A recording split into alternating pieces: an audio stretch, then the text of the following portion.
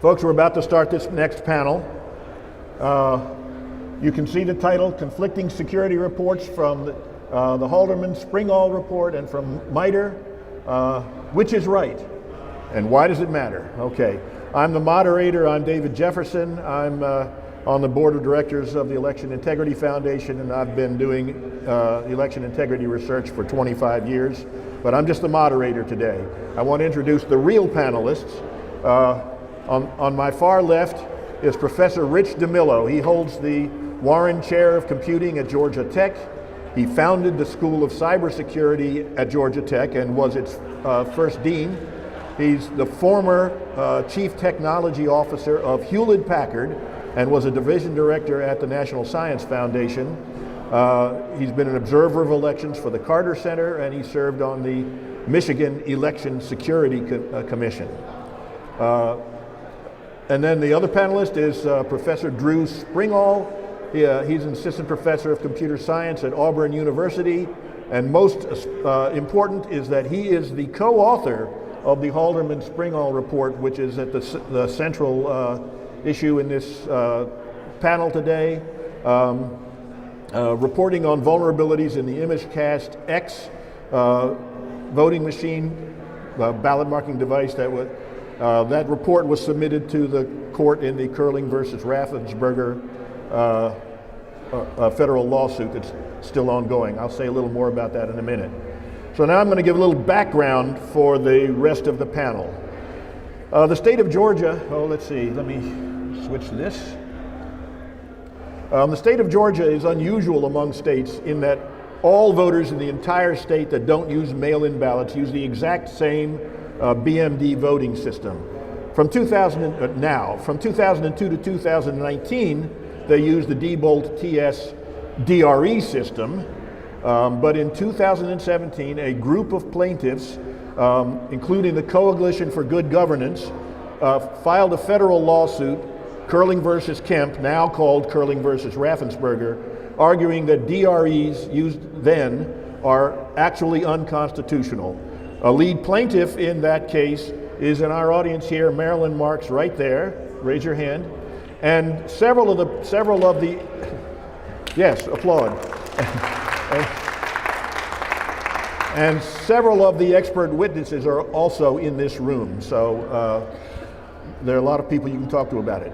In 2019, the federal court agreed that the DREs in use in Georgia are unconstitutional, and Georgia was required to scrap them and procure a new voting system. They did, and they chose the Dominion ImageCast X ballot marking device. The Curling lawsuit was then amended to ask the court to rule those machines as unconstitutional as well. And that lawsuit is still ongoing. So, as part of the Curling lawsuit, the court asked the University of Michigan professor Alex Haldeman and Drew Springall to study the ImageCast X machine and examine it for vulnerabilities and that were real and that were exploitable. And they wrote such a report and submitted it to the court, delineating a lot of such vulnerabilities. Unfortunately, the court sealed the full report for almost 3 years before unsealing it. So it was a long time before anybody knew much about what was in that report. While the report was sealed, somehow Dominion, the manufacturer of the machine, who is not a party to the lawsuit, managed to procure a copy of the sealed report and enlisted MITRE Corporation to do what they called an independent review of the Haldeman Springall report in reply to it. In MITRE's report, they claimed essentially that while the Haldeman Springall vulnerabilities described in that report were real, MITRE tried to claim that they are not operationally feasible given Georgia's operational procedures to exploit them. Let me see it. MITRE's conclusions were based on the questionable assumption that all of the laws and regulations for administering elections in Georgia were faithfully adhered to by all relevant parties, which of course is not exactly true. A couple of months ago, in response to the MITRE report, 30 technology experts, voting technology experts, including me, for example, wrote a letter to MITRE asking that they withdraw that report because of quality problems and actual errors in the report. MITRE didn't immediately respond to that, but at MITRE's request, they met with some of those experts, including Professor DeMillo here at Georgia Tech, to try to have a meeting of minds about the MITRE report. In the course of that meeting, face-to-face meeting, MITRE agreed that the errors were real, but refused to reconsider their conclusions in the light of those errors, refused a more formal peer review, told the press that they continue to stand by their conclusions despite those errors, and incidentally did not respond to an invitation from us to appear on this panel. Now, in fairness, I have to say we only invited them last weekend, so I don't actually, I'm not terribly critical of that because it's short notice, but still, we did invite them. We also invited Dominion, who also did not respond. So at this point, with that background, I'm going to turn this over to Professor Rich DeMillo.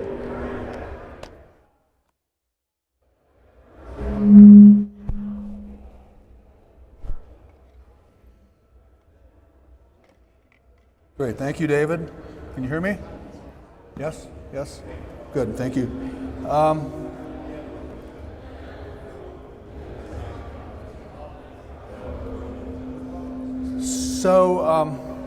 What I'd like to do is give you an overview of the controversy between the Haldeman-Springall report and what's in the MITRE report, and I'm trying to boil it down to the essentials. There's a lot of yes. Speak up. You turn the volume up. Turn the gain up. How about this? So what I'd like to do is to give. Closer to your voice. Maybe is that you doing? About this?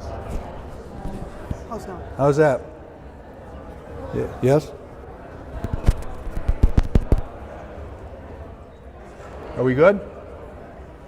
Good. I'm nodding to. Okay, great. So the MITRE report, I think, has some problems that we have to acknowledge up front. You can see on the screen the conclusion of the report. Page 39 of the report is absolutely crystal clear what MITRE intended to do. They intended to go through each of the proposed vulnerabilities in the Haldeman-Springall report and argue that those vulnerabilities were infeasible to exploit because of the way that Georgia manages its election infrastructure. I have to say that MITRE did not put their hands on a Dominion voting machine during this entire analysis, and as you will see, they didn't spend a great deal of time and effort to figure out whether or not what they were saying about how Georgia manages its elections was actually true. So I will start out by complaining about the title that MITRE chose for the report. This is a report that is neither independent, it relies only on the Springall-Haldeman report for the existence of the vulnerabilities. It relies only on the representations of the Georgia Secretary of State for how elections are managed.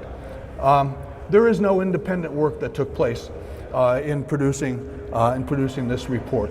And you could argue, I will argue, that the second part of the title, that this is a technical review, is also a bit of a bait and switch.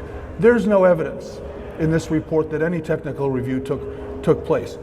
If this had been a term assignment for a senior at Georgia Tech, I would have asked to see his work, her work. We asked that of the MITRE people, and they said, well, we don't have it. We don't have any background work that supports the assertions that we're making. You'll see why that's important in just a few seconds. But I'll give you just a second to observe what this conclusion says. It says, we MITRE have gone through every one of these vulnerabilities, and we have found that they are infeasible to mount given the way Georgia manages its elections. It's a pretty simple syllogism that they've asked us to take a look at.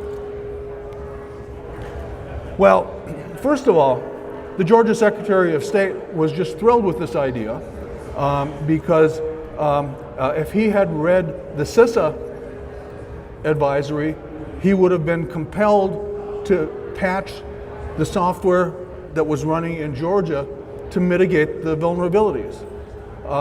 But now he has a report from a respected FFRDC that says, don't worry about it, it's infeasible to mount these attacks anyway. So we are going into the 2024 presidential election running software that has the known vulnerabilities that we will talk about in a few minutes, and virtually no way to mitigate those vulnerabilities.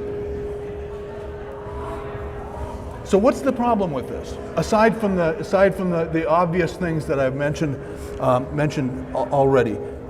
So there's obviously the problem that MITRE did no independent work.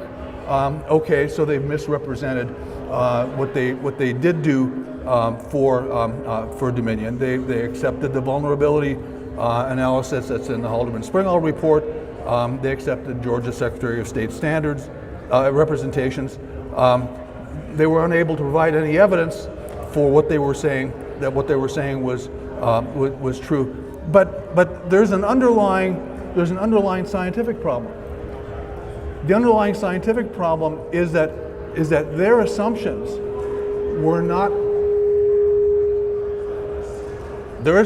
were not hypotheses made about the way Georgia runs its elections. They are artificial constructs that are used to contradict the feasibility of the vulnerabilities. So they sat back and said, so what does it take in order to defeat this kind of vulnerability? Well, if we do this, then you won't be able to mount that kind of attack. Well, that's good. Let's do that. Let's say that. That's how Georgia runs its elections. Because if we do that for all the vulnerabilities, then the vulnerabilities are not feasible. The MITRE conclusions depend exclusively on the truth of these assumptions. You can read the report. The report is online. There is not a single sentence in the report that goes outside the assumptions that we're about to talk about. Not a single word. And finally, every single one of those damn assumptions is false. How do we know it's false? Because we did what MITRE didn't do. We asked. We looked at press releases. We looked at FOIA documents. Every single assumption that MITRE made in its report is either an outright falsehood. It's false and they know it's false. It's misleading in that they misrepresented what the assumption actually said. Or it's technically meaningless, using words like statistically significant that are inappropriate for the context. And if that's the case, then you have to ask yourself, what is the purpose of this report? The purpose of this report is to provide the Secretary of State a mechanism whereby he does not have to update the Dominion software for the 2024 presidential election. So what are some of these problems? I'm going to turn things over to Drew in a few minutes, and he will take you through some more detail. But let's, at the 30,000 foot level, what are some of the problems with the MITRE assumptions? So the MITRE assumptions are these kinds of statements. Standard practice in Georgia prevents unfettered access to voting machines of the kind that Haldeman and Springall had when they discovered the vulnerabilities. Well, that's not true. There is a violation on videotape that you can see on the screen here in Coffee County, Georgia, of random people who work for the Stop the Steal campaign, kind of wandering around the election center in Coffee County, downloading executable images of the election management system that's used across the entire state of Georgia. Haldeman and Springall had access to Dominion software for 12 weeks, something like that? 12 weeks. But not the source. These folks had access to the software for years. Standard practice in Georgia is to let whoever can manage to get in the door at an election center wander around the technology and do whatever the hell they want with it. What else does the MITRE report say? The MITRE report says, well, these attacks that Haldeman and Springall describe that are really QR code manipulations aren't feasible attacks because, you know, no rational person would count the QR codes when you have the text of the ballot sitting in front of you, right? That sounds like a perfectly rational thing to do, except that in Georgia it's not. What counts in Georgia is the QR code, not the printed text of the ballot.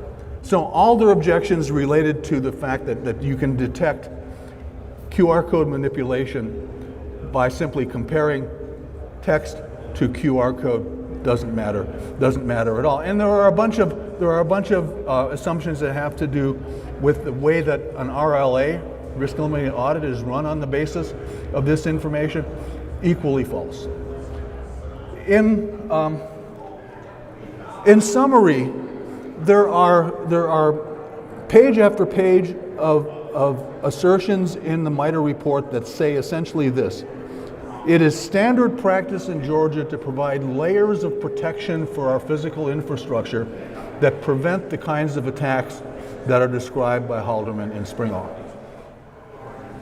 This is a letter written by the incoming director of elections for Coffee County in Georgia. And what it says is that when he walked into the election center in Coffee County, he found a complete state of disrepair. The warehouse was leaking, there were holes in the wall, sunlight was filtering through, there were magnetic media kind of strewn around the center, there were driver's licenses that were sitting on a table someplace. He described a scene of terrifying chaos for an election center. This is not the only election center in Georgia that has this problem. You can argue that every election center that you walk into is going to have these kinds of lack of management capabilities that are applied to the equipment, and we talk in detail about each of those assumptions. So the assumption that standard practice in the state of Georgia is to lock down everything and keep tight controls over the equipment is simply not true. We invited MITRE leadership to a meeting at Georgia Tech to discuss these kinds of statements and many more. I just thought you'd be interested in seeing in the executive summary alone what their assertions said versus what reality is. Beginning with the top one. Each of the attacks requires access and opportunity that remains unavailable in the operational environment. Except that we know from Coffee County, we know from Jim Bridges' report, we know from observation of what goes on in the counties in Georgia that it's not true. And each one of those has a direct contradiction to ground truth that if you were serious about judging the truth or falsity of the assertion would make you step back and say, well, maybe we have to go back and look at these assertions again. In the course of a day, meeting with the MITRE people, we presented them with over 50 instances like that. And in each case, the MITRE representatives said, yeah, we see that. We believe the evidence. We think that what we said in the report was wrong. But we don't intend on changing the conclusions of the report.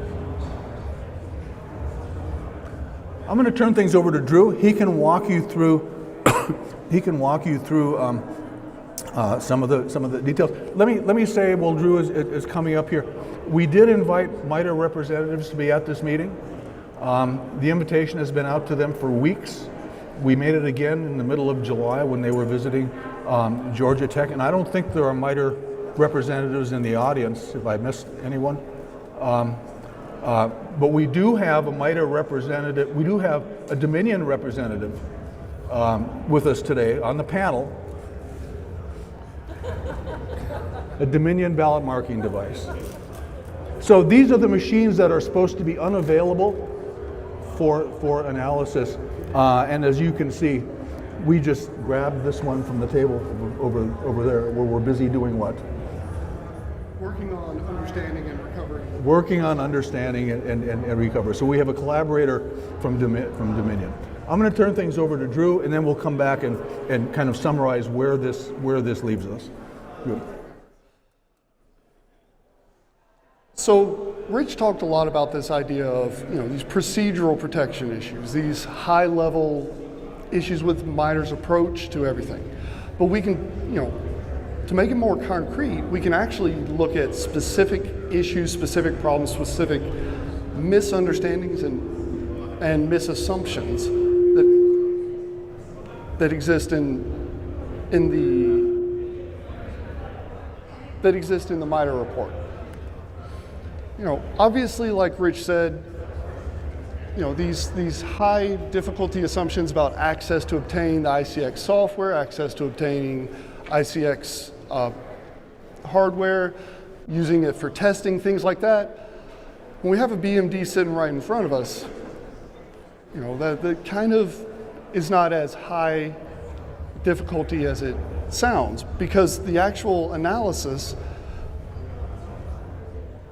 that MITRE uses relies on a very particular definition of high difficulty, which is achieving the intended purpose of the attack.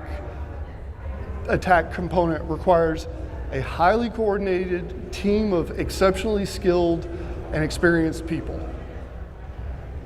Now, I personally think that's a little bit of a compliment, but I'll take it. But this high, very, very high bar creates the perception that it's almost impossible to do these things.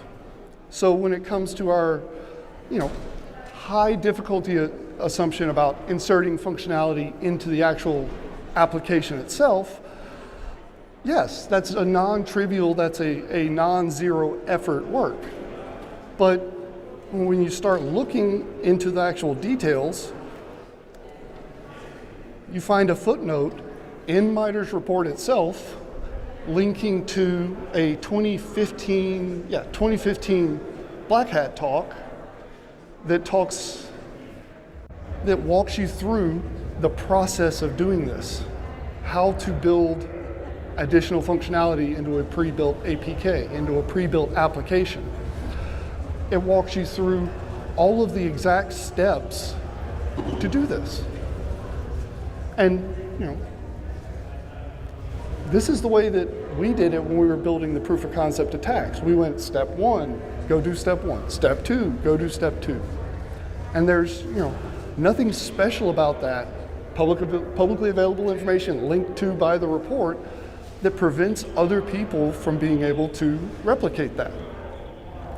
You've also got this, these assumptions all over the place about, detectability. This, the high difficulty, this exceptionally talented and skilled team of coordinated individuals would be required to avoid detection from poll workers. Now, we've got our wonderful panel participant up here, which, if we're looking at this specific machine, trying to make sure that nobody's interfering with it, nobody's modifying it, anything like that, does anyone have a, as it sits right here, it's a pretty straightforward, yep, we could probably understand that. And that's the way that MITRE approached it. That's the assumptions that they made was based on something's kind of like this. Now, what happens if we get a little bit more real world and start actually voting on it? Does it become harder, easier, harder, more difficult to actually detect malicious behavior, malicious actions? Even if we kind of give it the best available, with the ports and everything, this is obviously a different device than Georgia, but with the ports being on the back, it gives you kind of a better chance at detecting maliciousness, people trying to interfere, right? Except for the little parts that we can connect to. The parts in our report that aren't sealed, that aren't protected, that anyone using these machines has access to. But even this doesn't really reflect the real world, because if you've voted in a recent election,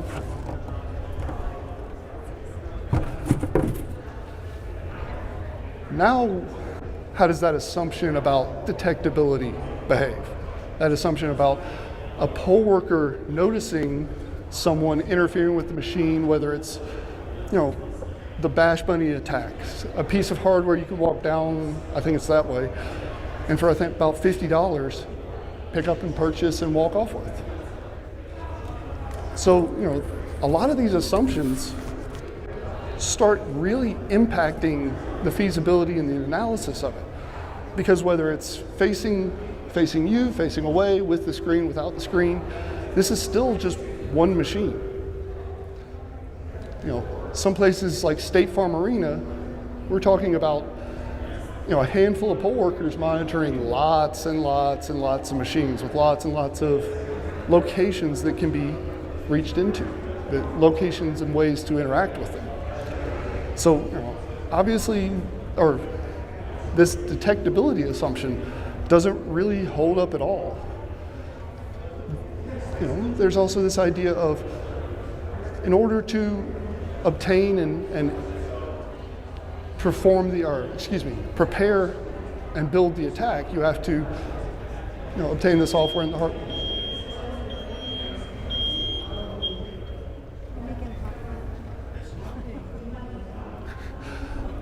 You have to put in a lot of work and a lot of trial and a lot of effort to get these actual attacks working and tested. Well, if you got the BMD standing in front of you, purchased off of eBay, it's pretty easy or it's relatively straightforward to try something and see if it works, and then try something and see if it works, and then try something and see if it works in the comfort of your own home. But when we start digging into a lot of these assumptions at a more technical, specific level, they start becoming issues in a different way. Because this is a moderate assumption, but configure software to perform file transfer, keystrokes, and button presses through pixel coordinates. That's talking about building the actual Bash Bunny attack. That's not quite how we did it. That's not what our proof of concept attack does. And there are specific reasons we don't use that approach. But, it starts without the details, without the very, very specific technical information about this. A lot of these assumptions start looking very, very, very different, because the report that Professor Halderman and myself wrote was to the court. We wrote that for a judge, for lawyers, for an audience that's a not super technical audience. If we were writing a report to MITRE, to technical, to academics, we would have included other information that was not available to MITRE. And so these, this reliance on assumptions is effectively what they had. And to be clear, MITRE was very upfront. They put this directly in their report that they did not have access to the equipment. They did not have access to the proof of concept attacks. and they made a fair number of assumptions. Well, when it comes to the equipment, they were hired by the vendor. I'll stay back here, sorry. If it was possible to give them access to the equipment.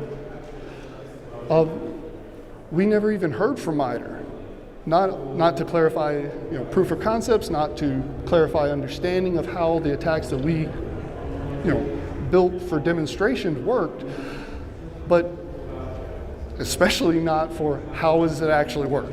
Give us the things so we can replicate it. These technical details and this inability to understand the very, very specific of it changes the entire analysis of this, because in addition to this, they have a lot of criteria in addition to difficulty, one of them being scalability. And a lot of time, if I remember correctly, just about every attack, they rate scalability as the attack targets and impacts a single voting machine, impacting a statistically insignificant number of votes, and will not impact the outcome of an election. And from one perspective, that is not a false statement. We talked about, if you read the report, all of the attacks are focused on how do we get malware onto a BMD. But getting it onto a BMD is not the same thing as getting it onto 100 or 1,000 or however many there are. So this scalability needs to be viewed differently. One of the attacks is, take hardware, put it inside the printer, physical attack. The way our proof of concept work, we disassembled the printer and put stuff in it. Yes, that does not scale very well. That is very hard to do in a polling place, rip apart and disassemble a printer. You're right. But when it's rated the same as the infinite voter card attack, or the photocopy ballot that they joined with it, yes, the infinite voter card attack is an attack against a BMD. And it took a fair amount of effort to build it and understand it and test it and everything like that. But once it's done, once the attack is built, the actual software and malware is handled, it changes the scalability drastically, because it goes from needing experienced people who understand and have time to here's a card, go walk up to the machine, plug it in and print a vote. Take it out, plug it in, print a vote. Take it out, and it turns into these very, very simple, straightforward steps to scale that attack. When we're talking about some of the others, the Bash Bunny feasibility. Yes, it took a lot of work. It took a lot of, you have to have access to the software and to the hardware to test these attacks sometimes. But once you have that Bash Bunny script, you can email it to anyone with a Bash Bunny. They load it, they put it on, and they're ready to go. So the scalability of these changes drastically when you start approaching it from the actual technical details. The technician card attack. It talks about this ability to forge a technician card that allows administrator access to it. Same thing as the infinite voter card, where once it's built, it's very easy to distribute. It's less difficult to distribute. It's less difficult to impact more machines by having more people with more tech cards. When you can buy them online by clicking add to cart and a credit card number, it also changes the scalability of this. And that's because, as we've described in the report, a lot of these are not fundamental problems with one location or one state, jurisdiction, or anything like that. They're fundamental problems with how this entire system operates. And so, a lot of things within this report, or within our report, we tried to explain and contextualize for the audience, for the judge, legal experts, lawyers, things of that nature. And so just because we said this is how we did it, doesn't mean that's the only way to do it. Just because MITRE says we assume that the attack is performed this way, doesn't mean that's the only way to do it. security is all about creativity and applying different mindsets and different approaches to problems. So, when it comes to the scalability and the actual details and fundamental assumptions that Rich talked about, it becomes a lot more complicated, a lot less specific, and much harder to reach those foundational conclusions of the report in a scientific way. And I think we're going to do some Q&A. We're happy to take questions. I'll turn it over to you. Thank you, Drew. Turn this mic on. Hello? Hello? Yeah, okay.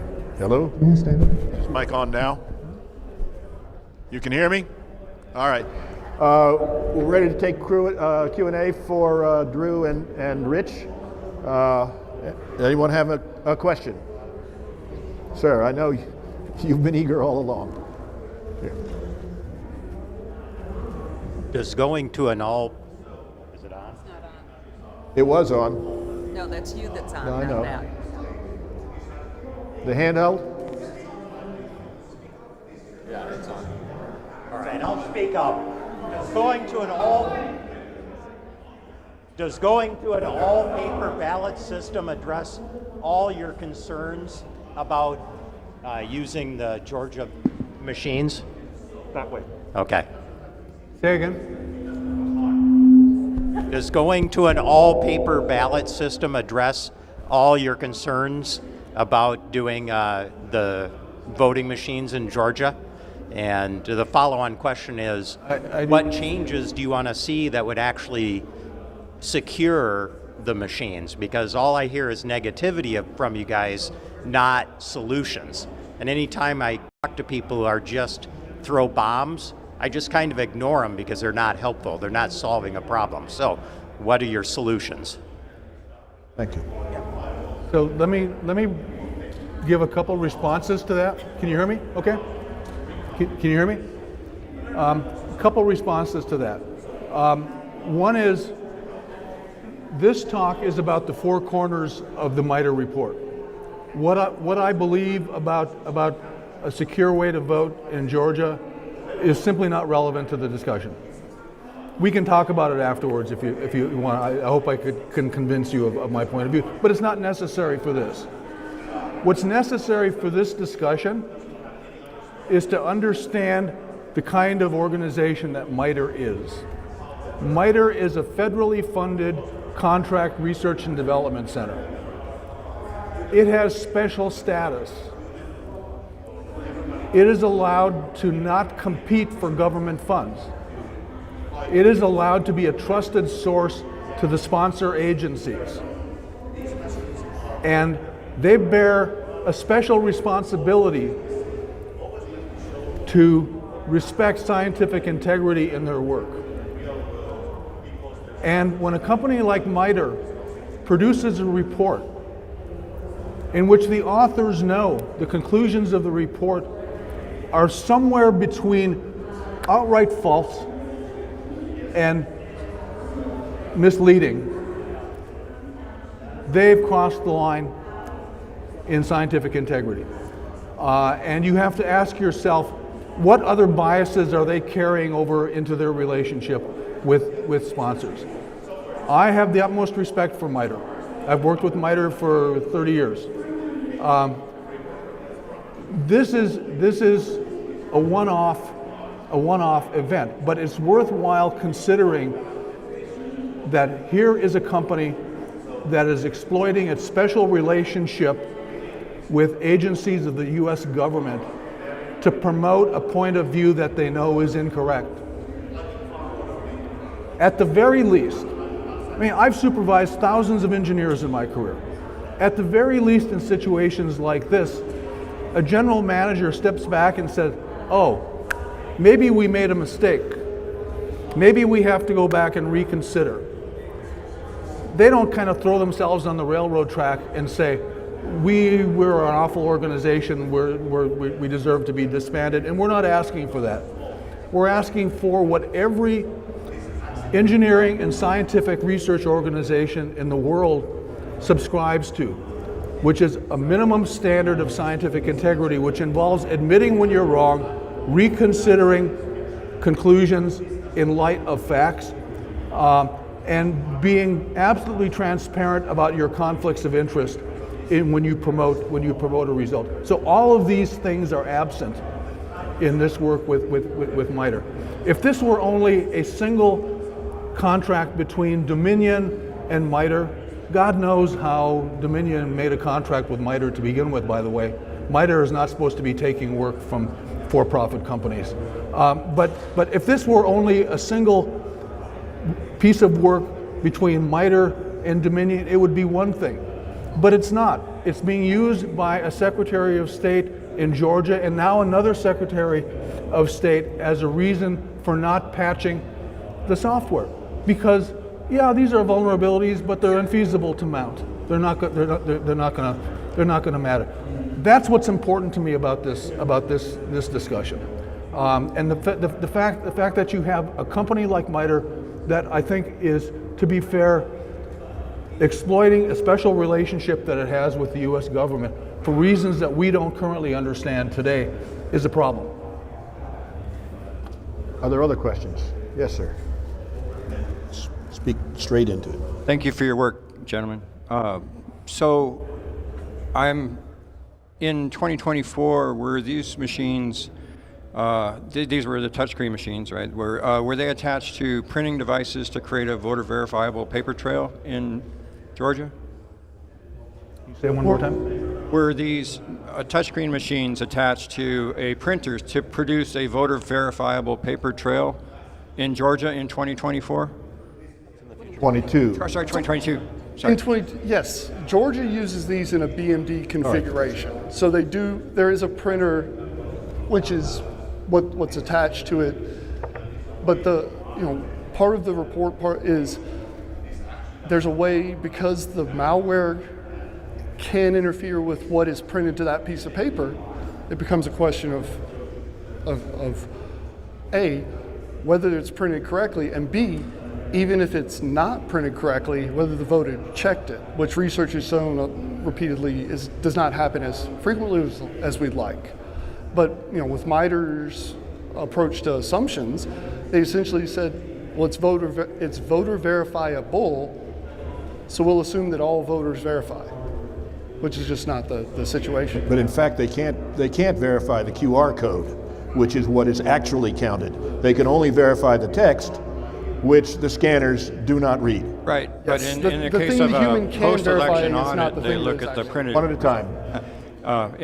Generally, in the case of a post-election audit, they would look at the human readable aspect. They would look at the human readable printout, not the machine readable printout. You want to talk about the audit and RLA that was done? So, if I'm understanding your question, what about the difference between the QR code and the human readable portion? In a post-election audit, wouldn't they be looking at the human readable printed form, not the machine readable printed form? So two things to keep in mind. So this is a question that you would have expected someone at MITRE would have asked themselves.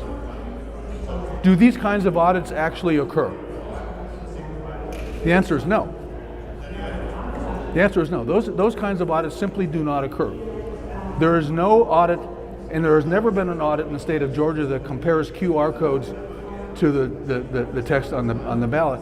And to the extent that RLAs can be promoted as a way of doing that kind of audit, RLAs are such a rare event in the state of Georgia that you might as well assume they don't exist. Thank you. Go ahead. He's just gentlemen. You're next. Hold on, Susan. Let's let him. Sure, I'll be pretty quick too. So, to my recollection, and perhaps you could confirm rapidly, one of the reasons that Georgia stated that they are not going to patch is it's a major version upgrade, and it affects how they program ballots and stuff like that, and they don't have an appropriate amount of the tests before they go into a change freeze. No? So Georgia has said a lot of things about why they are not patching. or why they intend to wait until after 2024 to patch. They have made a lot of claims that they've asserted that it would take significant amounts of planning and things like that. But this has been a year, it's a year out from now. The software's been approved since March, if I remember right. You have this to, delay in you have to remember, at every step along the way, the director of elections in the state of Georgia has tried to throw cold water on looking at any of the risk measures that you and I would consider to be important. So the Coffee County breach, for example, the Secretary of State's office denied that that breach occurred until when? About a year ago. Yeah, a year. Yeah, year after it occurred. So the mindset in the Secretary of State's office is that our systems are locked down, secure, nailed up. Computers, we're not worried about anything, and you shouldn't worry about it either. And to the extent that this report from MITRE says exactly that, that's what they want to promote. That's what they want to promote. I'm not asking you to judge whether this system is more secure than that, or that method is more secure than another method. I'm asking you just look at the four corners of the MITRE report and compare it to what comes out of the Secretary of State's office by way of policy. And those are things that line up. We have 5 more minutes here for questions, folks.